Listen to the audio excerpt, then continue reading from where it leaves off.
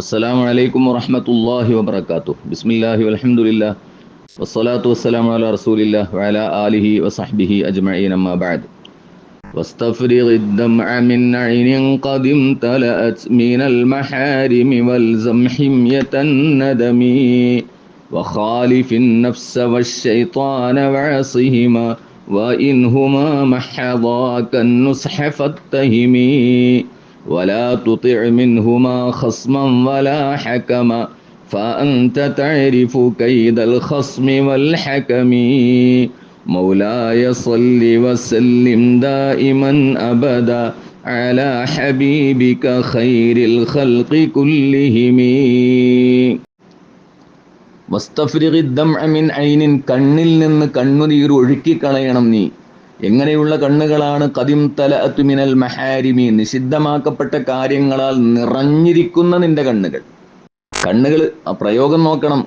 ഹറാമുകളാൽ നിറഞ്ഞിരിക്കുകയാണ് കണ്ണുകൾ.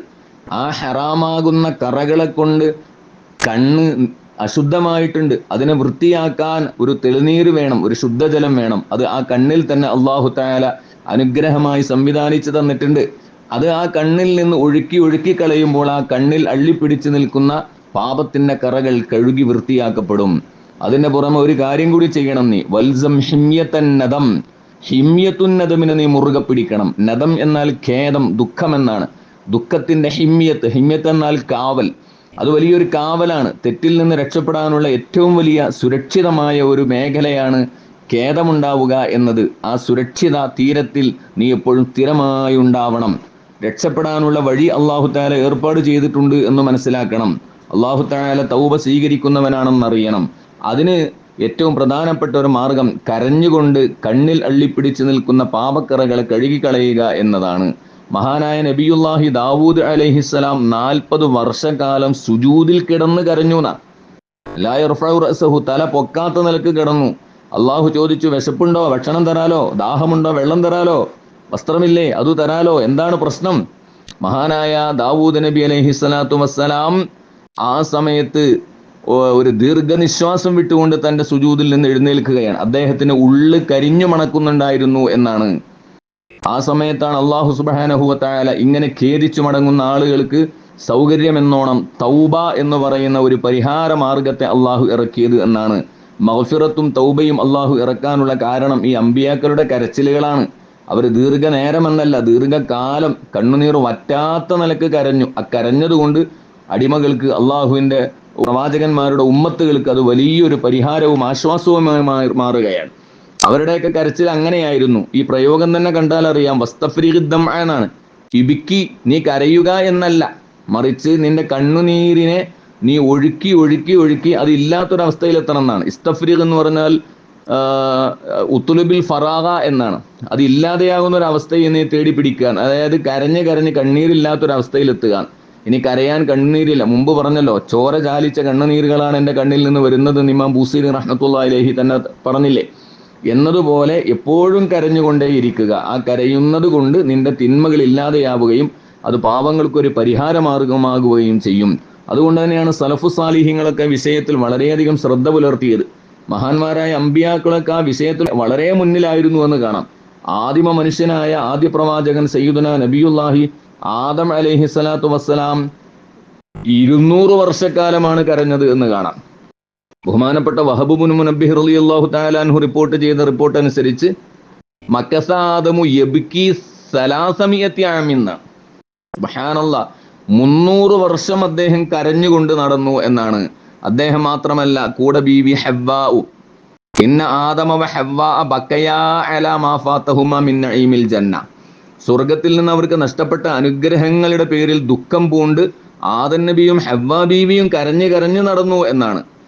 കരഞ്ഞു നടന്നു എന്ന് മാത്രമല്ല, വലം യഖ്റബ് ആദമു ഹവ്വാ 100 ആമിന്ന, 100 വർഷക്കാലം ആദം നബി അലൈഹിസ്സലാം ഹവ്വാ ബീവിയെ തൊടുക പോലും ചെയ്തില്ല.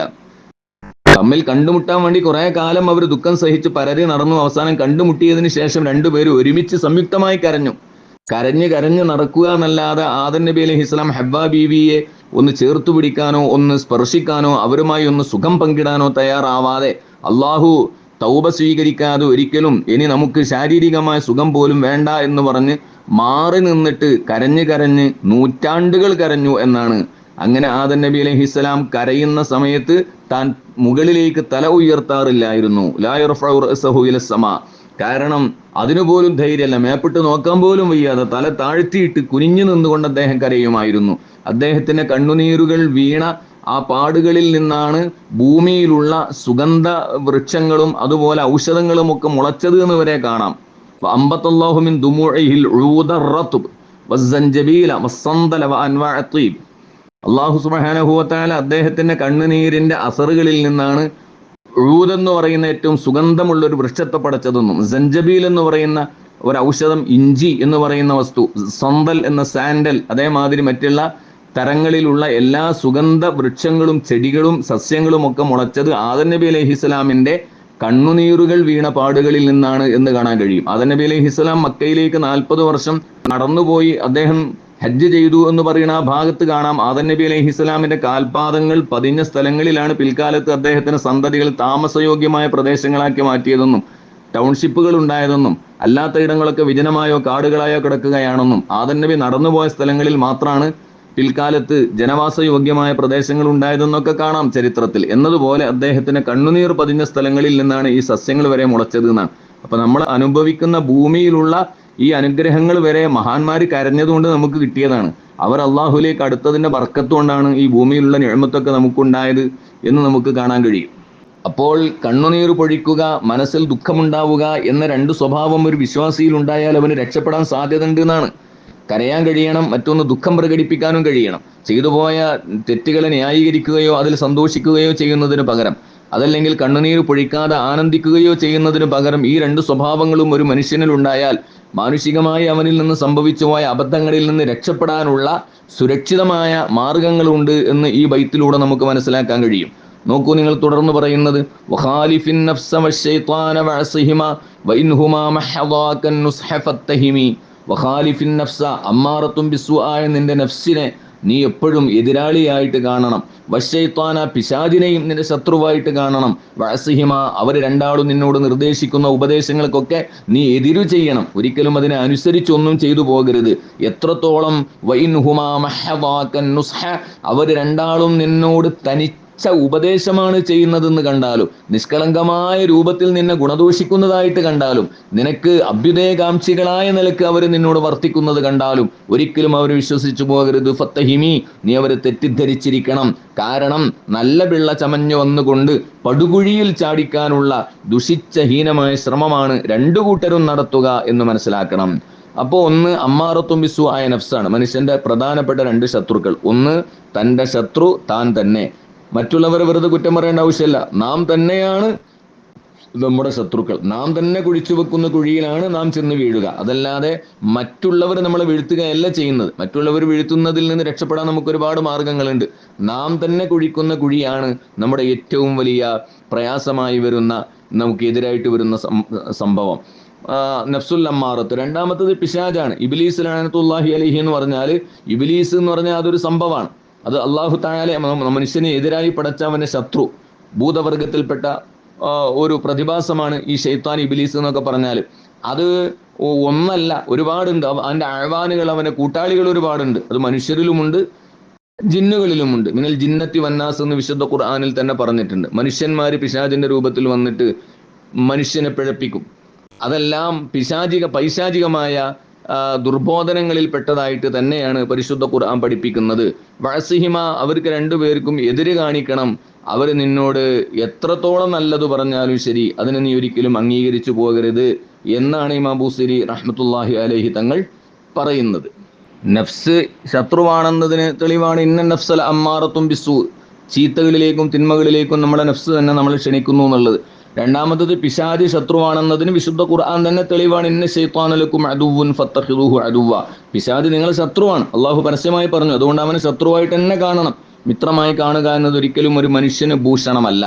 അപ്പോൾ ഒരു മനുഷ്യന്റെ ശത്രു എന്ന് പറഞ്ഞാൽ പുറമേ നിന്നുള്ളവരല്ല, അവനോട് ഏറ്റവും അടുത്ത 2 ശത്രുക്കളാണ്. അതുകൊണ്ട് തന്നെ അവരെ പൊരുതി തോൽപ്പിക്കുക എന്നത് വലിയ ശ്രമകരമായ കാര്യമാണ്. അത് എപ്പോഴും തന്നെ ജീവിത അജണ്ടയായി പരിഗണിക്കേണ്ട ഒരു വിഷയമാണ്.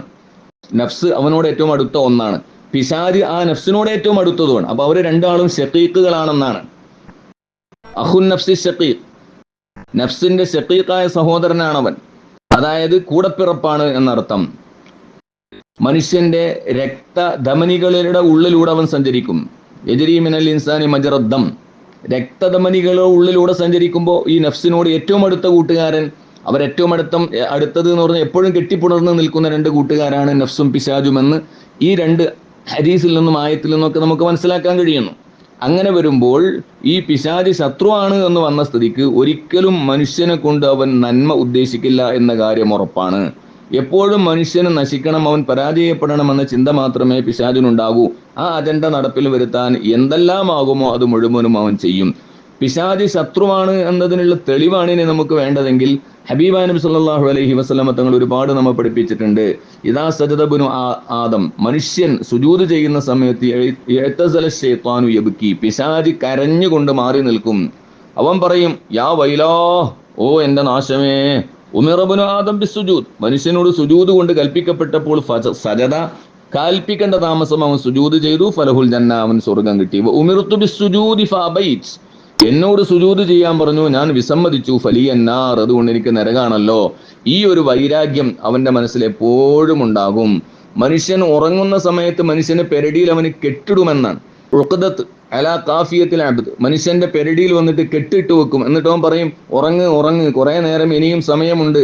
അത് രാത്രിയിലുള്ള തഹജ്ജുദ് നിസ്കാരവും ഒരു വേള സുബഹി നിസ്കാരം വരെ നഷ്ടപ്പെടുത്താൻ വേണ്ടി മനുഷ്യനെ അവന് പിഴപ്പിക്കാനുള്ള ശ്രമം നടത്തും.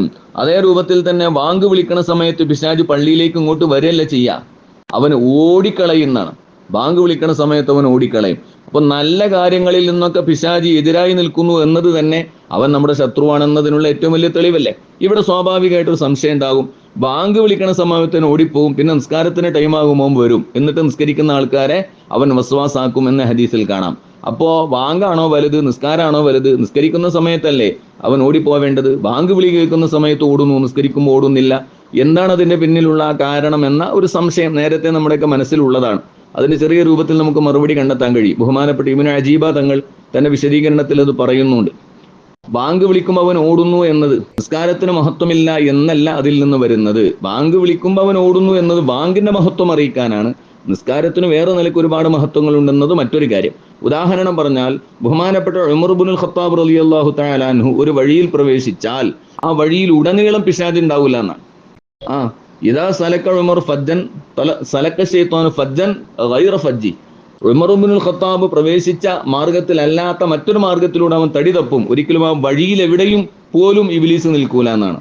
എന്നാൽ ഉമർ ഇബ്നുൽ ഖത്താബ് റളിയല്ലാഹു അൻഹുവിനെക്കാളും ഒരുപാട് ഫളായിലുകളും മഹത്വങ്ങളും ഉള്ള ആളല്ലേ ബഹുമാനപ്പെട്ട സയ്യിദുനാ അബൂബക്കർ സിദ്ദീഖ് റളിയല്ലാഹു അൻഹു. അദ്ദേഹത്തെ കുറിച്ച് നബി സല്ലല്ലാഹു അലൈഹി വസല്ലം തങ്ങൾ അങ്ങനെ പറഞ്ഞിട്ടില്ലല്ലോ. അദ്ദേഹമാണ് ലോകത്തുള്ള എല്ലാവരേക്കാളും ശ്രേഷ്ഠവാൻ എന്നത് ഇജ്മാ ആണല്ലോ. എന്നിട്ടും അദ്ദേഹത്തെ കുറിച്ച് അങ്ങനെ പറഞ്ഞില്ല എന്നത് അബൂബക്കർ സിദ്ദീഖിന് മഹത്വമില്ല എന്നതിനുള്ള തെളിവല്ലല്ലോ. എന്നതുപോലെ തന്നെ ബാങ്ക് വിളിക്കുന്ന സമയത്ത് അവൻ ഓടിപ്പോകും എന്നത് അത് നിസ്കാരത്തിന് മഹത്വമില്ല എന്നതിന് അർത്ഥമാക്കുന്നില്ല എന്നർത്ഥം. പിന്നെ വേറൊരു കാര്യം അതിലുണ്ട്. ബാങ്ക് വിളിക്കുന്ന സമയത്തിന് ഓടിപ്പോകുന്നതിലുള്ള കാരണം ബാങ്കിലാണ് ഷഹാദത്ത് കലിമയുള്ളത്. അത് ഉച്ചൈസ്ത്രം പ്രഖ്യാപിക്കപ്പെടുകയാണ്. അപ്പോൾ ഈ ഷഹാദത്ത് കലിമ ചൊല്ലുന്ന സമയത്ത് അവൻ പരിസരത്തുണ്ടായാൽ നാളെ മഹ്ശറിൽ അള്ളാഹു ഈ പിശാചിനെ ഹാജറാക്കിയിട്ട് ഈ മനുഷ്യൻ ചെല്ലുന്ന ഷഹാദത്ത് കലിമക്ക് അവൻ സാക്ഷി പറയേണ്ട ഒരു സാഹചര്യം ഉണ്ടാകും. അതുകൊണ്ട് മനുഷ്യന് സാക്ഷി നിൽക്കാൻ എനിക്ക് വയ്യ, ആ ഷഹാദത്ത് കലിമ കേൾക്കാനും എന്നെ കൊണ്ട് വയ്യ. അത് കേട്ട് കേട്ട് അവസാനം ഞാൻ ഷഹാദത്ത് ചൊല്ലി പോണ ഒരു അവസ്ഥ ഉണ്ടാവരുത്. അതുകൊണ്ട് എനിക്ക് കലിമ ഷഹാദത്ത് കേൾക്കുകയേ വേണ്ട എന്ന രൂപത്തിലാണ് അവൻ ഓടിപ്പോകുന്നത്. വാങ്ക് എന്ന് വെച്ചാൽ അത് അദ്ദഅവത്തുൽ ആമ്മത്താണ്. നിസ്കാരം എന്ന് പറഞ്ഞാൽ ഫർള് ഐനാണ്, ഓരോ വ്യക്തികളും ചെയ്യുന്ന കാര്യമാണ്. വാങ്ക് എന്ന് പറഞ്ഞാൽ പൊതുവായിട്ടുള്ള വിളിയാളമാണ്. എല്ലാവരും നിസ്കാരത്തിലേക്ക് വരാൻ വേണ്ടി പരസ്യമായി ഉറക്കെ ആളുകൾ കേൾക്കത്തക്ക രൂപത്തിലാണല്ലോ വാങ്ക് വിളിക്കേണ്ടത്. അങ്ങനെയുള്ള വാങ്ക് നിസ്കാരത്തെക്കാൾ പിശാചിന് ശല്യമുള്ളതും അവന് ദേഷ്യമുള്ളതുമായ കാര്യമാണ്. മാത്രമല്ല വാങ്ക് വിളിക്കുമ്പോഴേക്ക് ജനങ്ങളൊക്കെ തയ്യാറാകാൻ തുടങ്ങും. കിടക്കുന്നവർ എഴുന്നേൽക്കും, ഒളു ഇല്ലാത്തവർ ഒളു ചെയ്യും, അവർക്ക് വൃത്തിയുള്ള വസ്ത്രമല്ലാത്തവർ അതൊക്കെ മാറ്റിയിട്ട് വൃത്തിയുള്ള വസ്ത്രം ധരിക്കും. ആ സമയത്ത് വാങ്കിന് ഉത്തരം കൊടുത്ത് ദിക്റുകൾ ചെല്ലും. മനുഷ്യന്മാർ മുഴുവനും ഷഹാദത്ത് കലിമ ചെല്ലും. മുഅദ്ദിന് ബാങ്കില് ഷഹാദത്ത് ചെല്ലുമ്പോൾ കേൾക്കുന്ന ആൾക്കാരൊക്കെ ഷഹാദത്ത് ചെല്ലും. ഒളു ചെയ്യും. ഇരിക്കുന്നവരാണ് എണീറ്റ് പള്ളിയിലേക്ക് നടക്കാൻ തുടങ്ങും. പള്ളിയിലുള്ളവരാണെങ്കിൽ എണീറ്റ് സുന്നത്ത് നിസ്കരിക്കും. ഇങ്ങനെ ഒരു വാങ്കുണ്ടാക്കി തീർക്കുന്ന പരിവർത്തനം, അള്ളാഹുവിന്റെ അടിമകളിൽ ഒരു വാങ്കുണ്ടാക്കി തീർക്കുന്ന മാറ്റം, അത് വളരെ വലുതാണ്. ഇതെല്ലാം കൂടി അങ്ങോട്ട് കാണുമ്പോൾ നിസ്കാരത്തെക്കാൾ കൂടുതൽ പിശാചിന് വാങ്കിനോട് എതിർപ്പും വൈരാഗ്യവും ഉണ്ടാവാൻ അത് കാരണമായി. അതുകൊണ്ടാണ് വാങ്ക് വിളിക്കുന്ന സമയത്ത് പിശാച് ഓടിപ്പോകുമെന്ന് സയ്യിദുനാ റസൂലുള്ളാഹി സ്വല്ലല്ലാഹു അലൈഹി വസല്ലമ തങ്ങൾ പറഞ്ഞത് എന്ന് കാണാൻ കഴിയും. ولا تطع منهما خصما ولا حكما فأنت تعرف كيد الخصم والحكم. ولا تطع, നീ അനുസരിച്ചു പോകരുത്, മിൻഹുമാ, നിന്റെ നഫ്സിൽ നിന്നും പിശാചിൽ നിന്നും, ഖസ്മൻ വലാ ഹക്കമൻ, ഖസ്മിനെയും അനുസരിക്കണ്ട, ഹക്കമിനെയും അനുസരിക്കണ്ട. ഖസ്മ എന്ന് പറഞ്ഞാൽ കേസ് പറയാൻ വരുന്ന കക്ഷിയാണ്. ഹക്കമ എന്ന് പറഞ്ഞാൽ വിധി തീർപ്പാക്കുന്ന വിധികർത്താവാണ്. രണ്ട് റോളിൽ അവർ വന്നാലും അവരെ നീ അനുസരിച്ചു പോകരുത്. കാരണം ഫഅൻത തഅരിഫു, നിനക്കറിയാമല്ലോ, കൈദൽ ഖസ്മി വൽ ഹക്കമി, ഖസ്മിന്റെയും ഹക്കമിന്റെയും കൈദുകളെ, അവരുടെ ചതികളെ നിനക്ക് ശരിക്കും അറിയാമല്ലോ. അതുകൊണ്ട് തന്നെ അവർ രണ്ടുപേരും ഏത് റോളിൽ വന്നാലും നീ അവരെ അനുസരിക്കരുത്. മനുഷ്യൻ അവന്റെ നഫ്സിനെ കീഴ്പ്പെടുത്തി എങ്കിൽ കാനത്തു നഫ്സുഹു ഖസ്മൻ ലഹു ഫീമാ തഅ്മുറു ബിഹി ഔ തൻഹൗ, മനുഷ്യൻ നഫ്സിനെ കീഴ്പ്പെടുത്തി കഴിയുമ്പോൾ നഫ്സ് മഖ്ഹൂറായി, ഇവൻ അതിനെ കീഴ്പ്പെടുത്തി ഖാഹിറായി.